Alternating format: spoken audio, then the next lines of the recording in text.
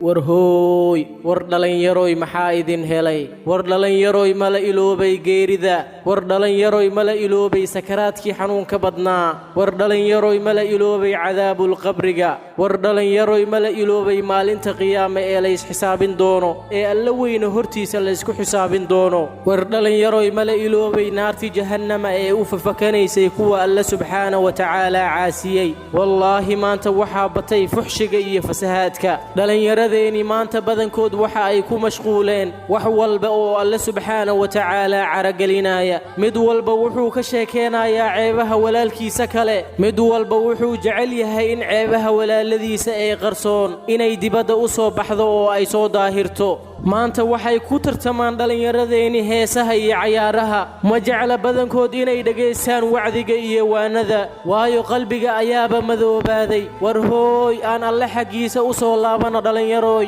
maanta waxaad haysataa waqti waadna caafimaad qabtaa ee ka faa'iidayso